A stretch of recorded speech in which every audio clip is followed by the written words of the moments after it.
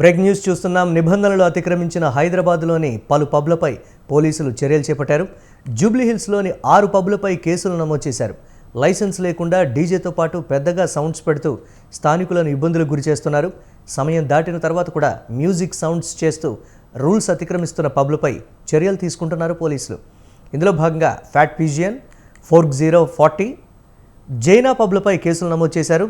అంతేకాదు లైసెన్స్ వచ్చేదాకా sound system వాడొద్దని పోలీసులు హెచ్చరించారు. హైదరాబాద్లోని పలు పబ్లపై పోలీసులు చర్యలు తీసుకున్నారు. భారీ సౌండ్స్తో డీజే పెడుతూ కూడా ఇతరులకు ఇబ్బంది కలిగిస్తున్నారనేటువంటి ఫిర్యాదుతో పబ్లపై కేసులు నమోదు చేశారు. దీనిపై మరిన్ని అప్డేట్స్ మా కరెస్పాండెంట్ పవన్ అందిస్తారు.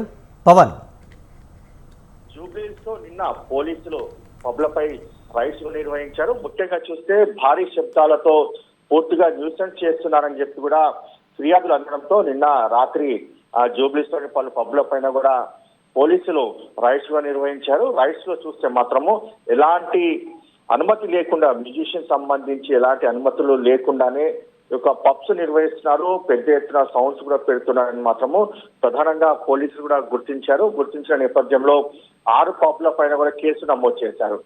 జూబ్లీహిల్స్ రోడ్ నంబర్ 35 లోని యొక్క క్లబ్ రోక్ తో పాటు రోడ్ నంబర్ 45 లోని యొక్క port pub, hello cocktail, fat physician, road number 10 లో 040కి సంబంధించిన యొక్క 6 పబ్ల పైన కూడా కేసులు కూడా నమోదు చేశారు. నమోదు చేసుకుని దర్యాప్తు కూడా నిర్వహిస్తున్నారు.